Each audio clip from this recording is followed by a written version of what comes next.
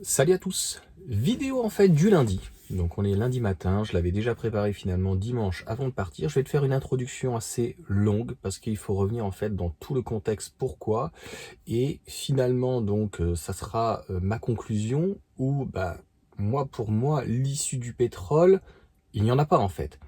Et il faut que je t'explique comment j'en suis arrivé là. En fait, c'est Eddy donc qui m'a envoyé donc sur Instagram une information. Je suis allé voir en fait sur YouTube ce type. Je te mettrai en description donc la vidéo de ce monsieur Bim Bumber, je sais plus comment. Il fait des vidéos intéressantes. Il fait des vidéos de réflexion quoi que ce soit comme je peux faire. Et il est allé un petit peu loin en fait dans la technique. Et lui, il s'est basé en fait entre guillemets que sur le CO2. Sauf que je trouve en fait qu'il n'a pas pris tout dans sa globalité. C'est-à-dire qu'il a fait entre guillemets un VT versus donc VE. Moi, je l'ai déjà dit, quand je fais ce genre de choses, au-delà du CO2, je te fais sur la partie économie et c'est du très concret. Je te dis que je ne parle pas par exemple de l'entretien, je ne parle pas de la décote parce qu'en fait, on rentre dans des chiffres qui sont trop compliqués. En l'occurrence, là, il va te parler en fait uniquement, par exemple sur sa voiture Model 3 batterie LFP, il va dire voilà, mon véhicule, il est fait pour tenir 1 200 000 km. Mais il ne prend en compte, on va dire, rien d'autre. Il va y avoir des pneus, il va y avoir des plaquettes, quand même, à un moment donné, il va y avoir certainement des suspensions, il va y avoir quand même des organes, et notamment le moteur. Alors tu vas me dire, oui, mais c'est pas énorme. Mais de l'autre côté, je trouve que limite il est trop juste, parce que trop gentil, parce qu'il ne prend que la partie, on va dire, consommation. C'est-à-dire que déjà il est gentil, il prend 5,4 litres au 100. De l'autre côté, pour sa voiture, il prend 14. Et sur 5,4, il pondère sur un véhicule qui ferait 300 000 km. Encore une fois, moi, je me suis basé sur 10 ans, 200 000, partant du principe 20 000 km par an, et j'ai encore réussi à avoir des détracteurs. Donc, le pauvre, dans les commentaires, il s'est fait allumer, et ça, on reviendra là-dessus, donc sur ces pseudo-écologistes diesel, franchement, et qui viennent voir en fait des vidéos de voitures électriques, mais qui ont déjà un a priori. C'est ça le problème, c'est-à-dire que moi, quand je suis curieux et que je vais voir des vidéos, c'est pour m'intéresser. Mais ça, je t'en parlerai dans l'intro à ce moment-là, ou peut-être plutôt sur l'issue du pétrole. Donc, faut bien comprendre que il prend 300 000 km, ça veut tout et rien dire. Il y a des véhicules aujourd'hui, notamment des 3 cylindres, tout ce qui est donc le groupe Stellantis, il y a aussi les Renault, et il peut y avoir certains dans le groupe Volkswagen ou d'autres, des moteurs de toute façon qui vont lâcher entre 80 et 150 000 km. Donc c'est des moteurs qui vont coûter entre 6 et 12 000 euros, et c'est pratiquement le prix de la voiture, parce qu'il n'y a pas que le moteur, en fait, il va falloir changer tout. C'est un petit peu comme la courroie qui baigne dans l'huile. En fait, ils veulent pas te changer que la courroie qui baigne dans l'huile. Ils veulent te changer la pompe à eau, etc. C'est vrai qu'une pompe à eau, ça change tous les 30 000. Donc, j'ai jamais changé de pompe à eau, puis je dirais qu'à l'extrême, t'as plus ta pompe à eau qui marche, ça va se voir tout de suite, tu vas avoir un voyant qui s'allume, et c'est surtout que le moteur en fait va chauffer parce que en fait ton liquide de refroidissement, il y a plus. Il y a plus parce que la pompe à eau marche plus. Bref, donc un véhicule thermique, bien sûr que ça bouffe du pétrole de partout. Ça bouffe du pétrole en fait raffiné, mais pas que. Ça bouffe aussi des révisions, des huiles, des machins et tout. Et aujourd'hui donc, mis à part des Toyota, des RAV4, certaines BM, même en 4 cylindres, les 20D, etc., les 18D, c'est pratiquement encore increvable, les 2 litres HDI, etc., mais tous les derniers moteurs qu'il y ait pu avoir, c'est véritablement rincé. Même les 2 litres 2 CDI Mercedes, j'en ai déjà parlé, comme c'est maintenant une simple chaîne, si tu fais pas le changement de cette chaîne, elle va casser. Et donc, le risque, c'est de casser aussi donc le moteur. En fait, plus de chaîne, ça va s'emballer, ça va tourner dans le vide. Et en fait, les pistons, c'est la fête. C'est la fête au village. Donc, moi, je veux bien. Donc, c'est de là que je rebondis. Donc, si tu veux, je trouvais que sa vidéo n'était pas assez juste et qu'il mettait le curseur trop sur la partie CO2 en disant, nous, on est, je crois, en France à 6 tonnes par personne. C'est une moyenne qui ne veut rien dire. Et voilà, le GIEC a dit, voilà, c'est 2 tonnes. Faut se méfier de ça. Après, à un moment donné, on finit en dictature aussi. C'est-à-dire que qu'est-ce qu'on met en place? Est-ce qu'on met un pass carbone? T'inquiète pas, je suis pas né de la dernière pluie. Tu sais, les arrière-pensées, les gens qui ont des arrière-pensées, qu'elles soient positives, négatives, qu'elles soient à but philanthropique, à la Bill Gates, bon, voilà, quand t'as fait de l'argent, beaucoup d'argent, Tu te réveilles pas un matin et tu dis bon c'est bon, j'ai trop d'oseille, je vais faire une fondation, etc. Comme Facebook, machin et tout. Non, c'est pour plus payer d'impôts. Donc calme-toi. Donc là on va rentrer dans le vif du sujet, qui est au final, moi je veux bien que on arrête la voiture électrique qui a énormément de progrès à faire sur plein de choses, ça sera la conclusion. Mais on va parler donc de l'issue finalement de ce pétrole qui existe depuis 100 ans et qui en fait gangrène franchement la France.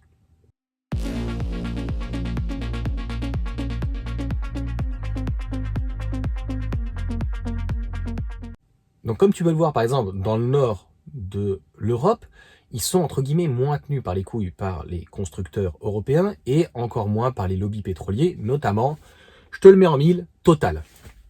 Donc à partir de là, déjà, tu as une sensibilité, et puis ils ont des barrages hydrauliques, il y a en fait énormément d'électricité qui coûte pas cher, etc., etc. Ça fait penser un petit peu à l'Allemagne quand il y avait du gaz. On va parler d'ailleurs du gaz, on va parler du pétrole, et en fait, le gaz, entre guillemets, dit naturel, il n'y a rien de plus simple, si on peut dire. Hein. Après, il faut reboucher les trous, il faut dans ces cas-là envoyer des produits, etc. Bref, mais on va dire que tu le fais jaillir et tu fais un pipeline et en gros tu le crames et ça te fait ton chauffage, ça te fait des serres pour les tomates, ça te fait pour la terre cuite,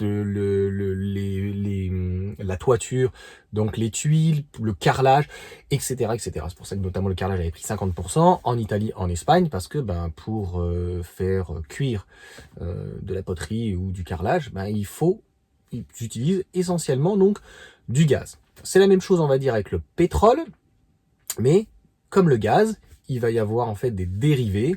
Le gaz, donc il y a le gaz de schiste, et puis tu vas avoir donc le GNL en gaz liquide et qui revient en gazeux. C'est, d'un point de vue, je pense, écologique, une catastrophe. Je te donne un exemple, un petit peu quand je travaillais dans un syndic de copropriété, je disais à mes clients, le but c'est pas de trouver le meilleur, mais le moins pire. Et là c'est la même chose. Donc sur le pétrole, au début, fallait le ramasser à la petite cuillère, hein, pratiquement. Après, il a commencé à donc faire des pipelines, à faire des forages, à faire des machins, et puis c'était de plus en plus profond, puis les recherches coûtaient de plus en plus cher, et tu penses bien que commercialement parlant, même s'ils adorent s'en foutre plein les fouilles, même s'ils adorent se faire des marges, avoir un pétrole qui est entre 0 et 40 dollars, 20 dollars le baril, ils sont quand même contents.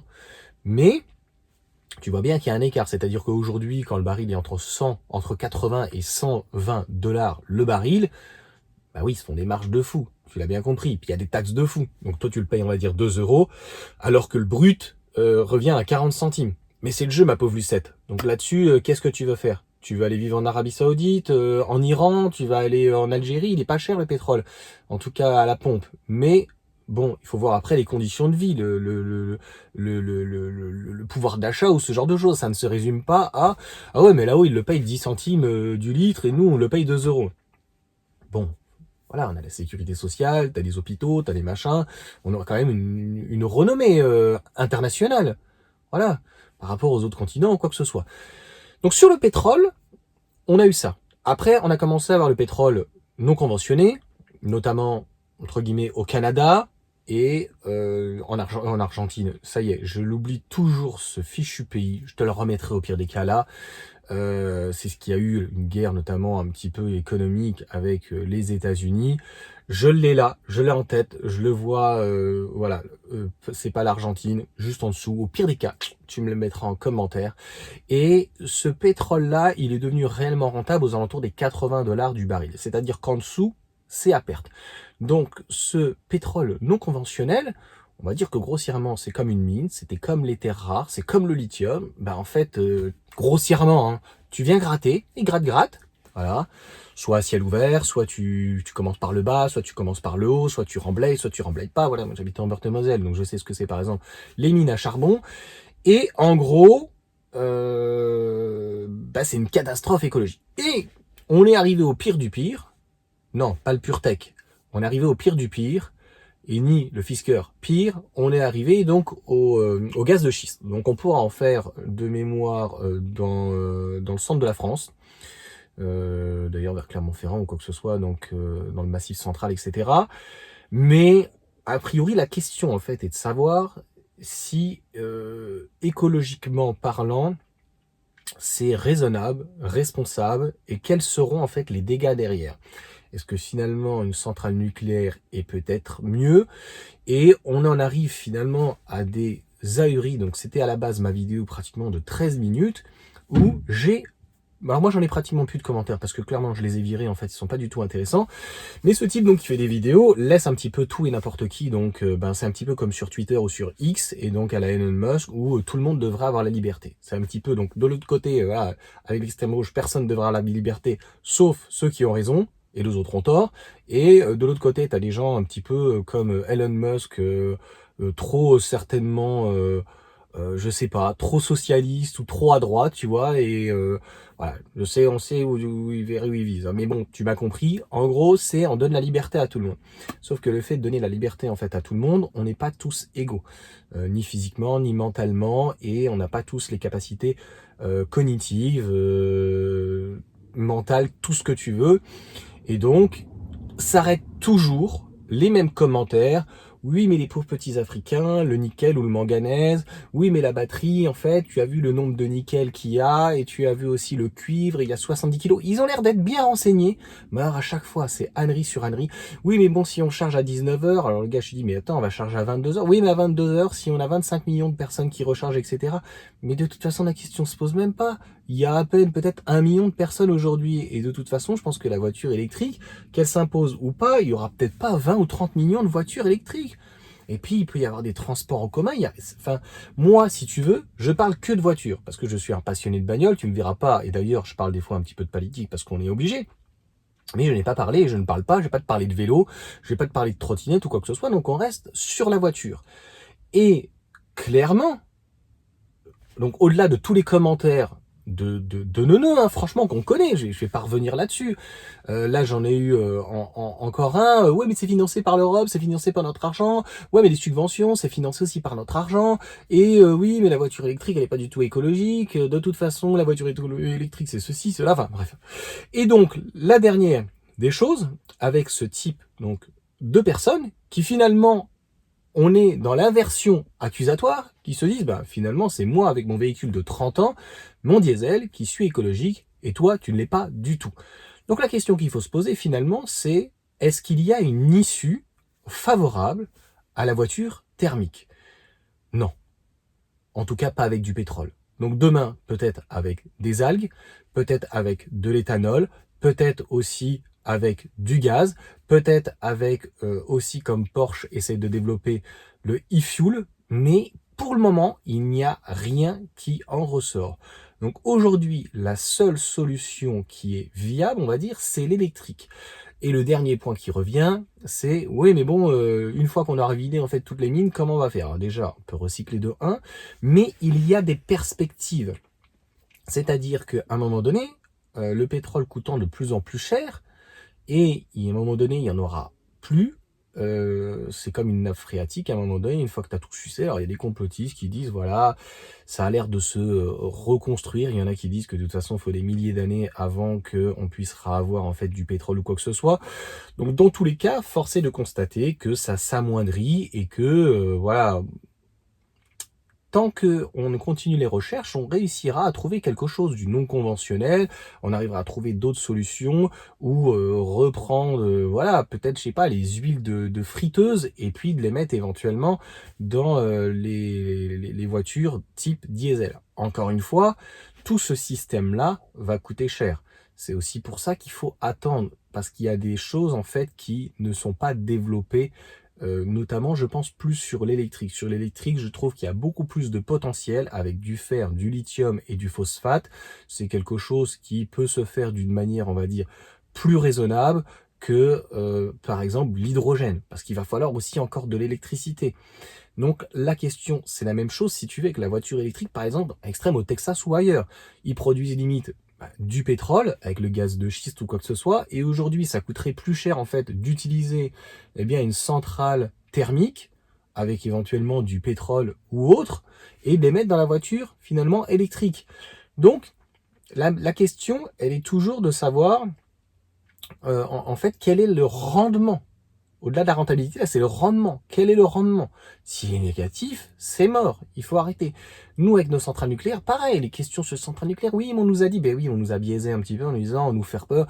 Attention, on va peut-être pas passer l'hiver ou quoi que ce soit. Sauf que bon, si tu avais écouté toutes les informations parce que tu es un peu malhonnête, tu sais que tu as 50% en fait du parc qui est arrêté parce qu'en fait, ce n'est pas entretenu et que on avait Superphénix, qu'on avait d'autres choses, etc. et que on essaye d'améliorer. L'EPR, il n'est pas déjà, il a mis beaucoup de retard, il a pris beaucoup de retard, il a coûté très cher et plein de malfaçons, etc., mal fait et en gros le rendement de mémoire, je crois que c'est 30 ou 50%, c'est pas miraculeux.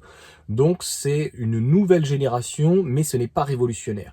Et autant sur la voiture électrique, il peut y avoir encore donc des révolutions, les plusieurs. Alors ça sera la conclusion, on va dire là-dessus. Quel est le potentiel en fait sur l'électrique? Déjà, c'est la miniaturisation du moteur. On peut encore réduire le moteur avec sa boîte, etc. et on pourra très certainement le mettre sur l'essieu. Ça veut dire quelque chose de plus léger, quelque chose de plus abordable, peut-être sans aimant. Et clairement, on va vers ça. Quand tu vois de toute façon la miniaturisation des puces, des clés USB, de tout, je pense qu'en fait, on va miniaturiser ça. Pour les batteries, c'est la densité. Les densités, on est en train de voir, même sur du LFP, 30, 50%, on arrivera peut-être à des 100%, ça veut dire qu'on va réduire les packs. Il faudra aussi peut-être imposer aux constructeurs, l'État, c'est son job, de dire voilà, 40 kWh sur une citadine ou par personne ou quoi que ce soit, au-dessus, il y aura par exemple une taxe.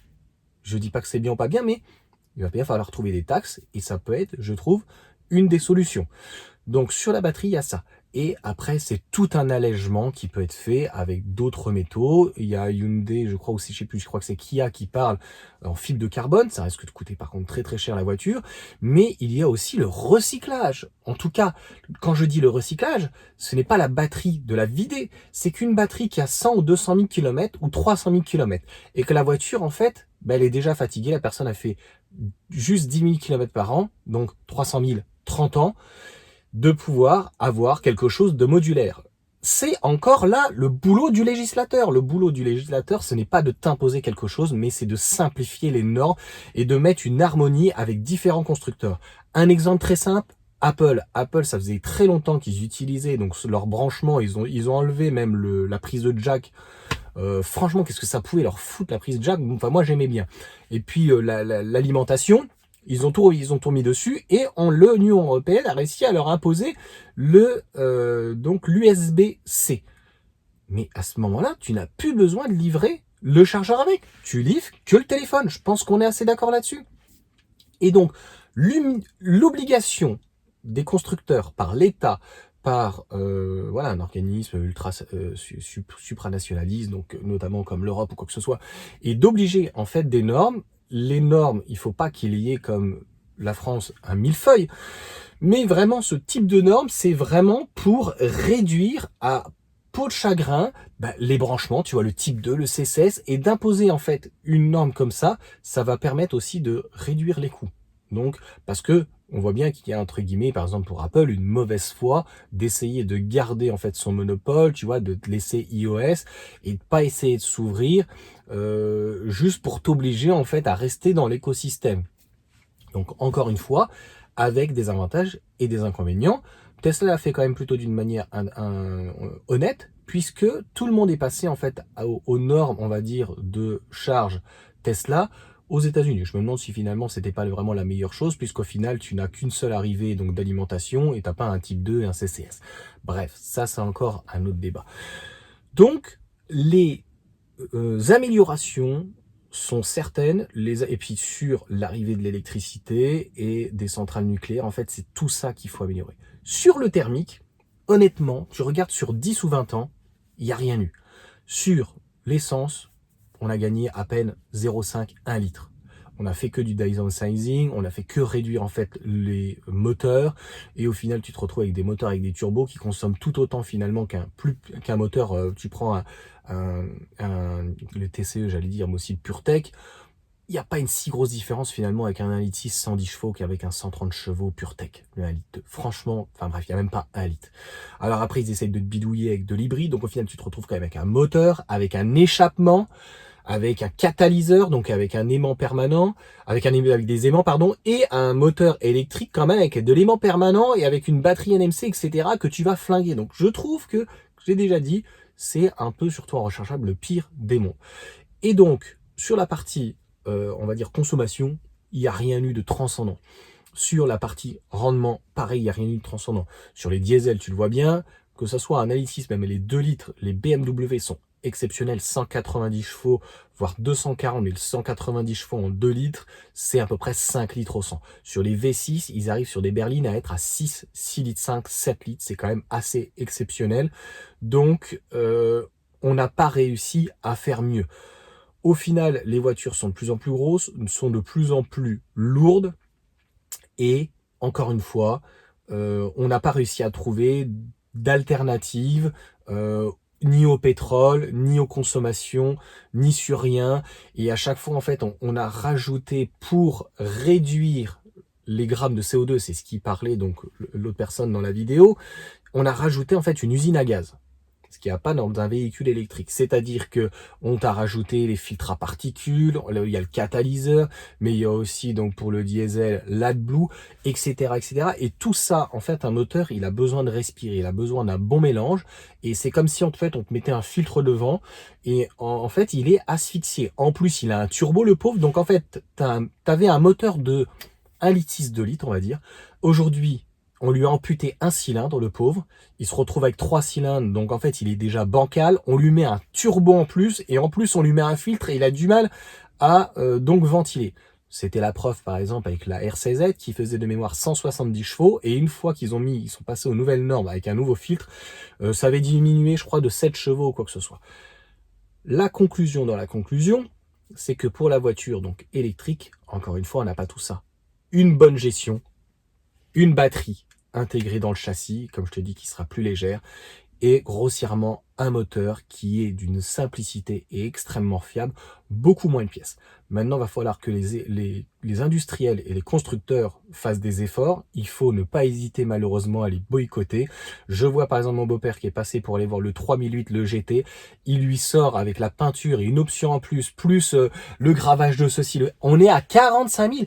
Eh les mecs, je vous l'avais dit. Tu veux que je te sorte la fiche? Il m'a dit, Johan, bon c'est bon, j'ai enfin décidé. Il est allé voir le 3008, il a vu le Scénic, il l'aime pas. Il a vu le RAV4, il lui plaît bien. Il est à peu près dans les mêmes prix, un peu moins cher. Je lui ai dit, voilà, vous voulez plus vous prendre la tête, vous prenez en leasing 500 balles, 600 balles. Je vais demander à Jérémy si éventuellement le Kuga, il peut voir quelque chose. Et il est plutôt sur le RAV4. Et donc le 3008, pas de remise normalement, ou alors très peu, 45 000. Je sais même pas pourquoi il sort en fait à 42, 43 000. Elle lui rajoute 1200 € de peinture, je sais plus quoi en option. Et 300 € de gravage, 300 € d'un autre gravage. Elle lui a dit non c'est bon, ça on ne vous le fait pas ou c'est gratuit. Tiens-toi, 300 € pour, comment on appelle ça, juste en fait un lustrage. Tu vois, un lustrage ou quoi que ce soit.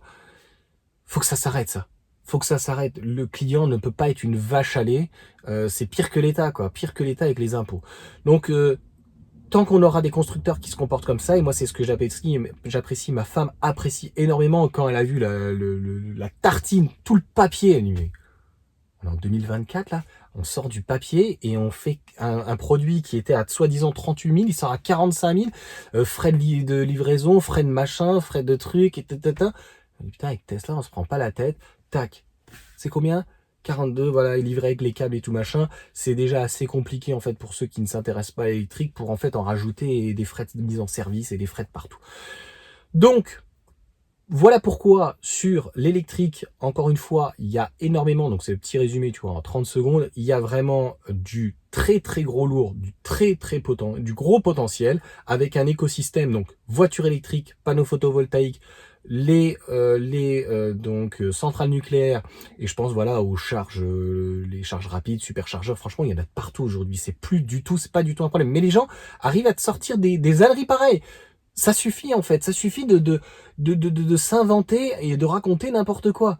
Et donc sur l'issue de la voiture de toute façon thermique, c'est pour ça qu'il aurait mieux fallu l'État, l'Union européenne surtout n'aurait pas dû interdire. Ils auraient dû dire aux constructeurs, écoutez, vous voulez pas nous entendre? Bah écoutez, on va aider quand même la voiture électrique, on va aider le particulier. mais vous, on va vous foutre des bâtons dans les roues. C'est-à-dire qu'à un moment donné, une voiture électrique n'émet rien. Et vous, en fait, voilà, vous émettez trop. Donc, ben, on va vous taxer. Je pense que la taxe des 40 000 sur les voitures de luxe, c'est trop. Mais il faut taxer dès le début. Même la petite bagnole. Je suis désolé. C'est pas normal, en fait. À un moment donné, par contre, faut être juste. C'est pas normal, en fait, que ça soit une voiture essence ou diesel, que même à 50 grammes, 80 grammes, c'est trop. Et une hybride, je suis pas sûr que ça soit donc la solution. Donc, eux, ils passent à l'as. Même l'hybride rechargeable. Donc, à un moment donné, c'est tout à fait normal aussi qu'ils soient taxés. Ça va plutôt dans le bon sens de ce que veut faire en tout cas l'Union européenne. Après, si on a des taxes qui arrivent, ben, elles arriveront. Faut pas être dupe. Je pense que les gens qui achètent une voiture électrique, ils le font par économie. Et à un moment donné, eh ben, on trouvera des solutions. Et ils disent oui, mais t'as vu, le Linky va pouvoir te taxer, etc. Ben, je sais pas comment il va faire. Parce que honnêtement, si tu mets des panneaux photovoltaïques et que tu les raccordes pas, pardon, et que tu te mets un compteur et que tu fais passer en fait en direct dans ta voiture et que tu mets une batterie, comment il va faire? Comment le Linky va réussir à faire? Ben, il pourra pas. Donc, il y en a qui peut-être qui arriveront à y échapper. Il y en a qui n'y arriveront pas, peut-être à ce moment-là ou quoi que ce soit. Mais on va pas aller se poser des contraintes là où en fait il n'y a rien. Voilà pour cette vidéo assez longue, assez explicative et qui résume que franchement, il n'y a pas d'issue dans la voiture thermique au-delà des ZFE, au-delà des normes, au-delà malheureusement de ce que l'Union européenne veut faire. Je suis plutôt contre parce que ça n'apporte pas de pédagogie, mais on aurait dû expliquer, écoutez, on a déjà essayé le pétrole, on a essayé le pétrole non conventionnel, bande d'abrutis, si vous regardez un petit peu ce que c'est, ça coûte très cher, etc. On a essayé le gaz de schiste, c'est juste l'horreur. Donc à un moment donné, on fait des trucs en mer, après on est obligé d'arriver avec des cargos, des fois ils sont éventrés ou quoi que ce soit, donc on se retrouve avec des trucs échoués, c'est d'un point de vue écologique une catastrophe. Donc en fait en France il y a aujourd'hui peut-être l'État qui subventionne les voitures électriques, mais de l'autre côté il y a Total qui fait vraiment derrière, qui joue son jeu de lobby à fond et qui n'a pas envie et pas d'intérêt. De toute façon c'est comme Peugeot actuellement, mais je le vois en fait avec Unity, les gens n'y vont pas parce qu'il n'y a pas assez de pédagogie. Il y a des forfaits qui existent, comme le dit Cédric, 5 € par mois, quoi que ce soit, où tu peux y aller, et comme il n'y a pas de pédagogie en fait, bah ça tire à balles réelles, hein. Voilà, que ça soit d'un côté Total, de l'autre côté avec l'État ou avec l'Union européenne. Donc voilà un petit peu tout ça. Sur ce, je pense avoir tout résumé, avoir été assez clair, et de toute manière, voilà, dans les années ou les mois, les années à venir, si c'est pas nous, ça sera les Chinois ou Tesla, ou un autre constructeur. C'est relativement simple. Allez, sur ce, ciao!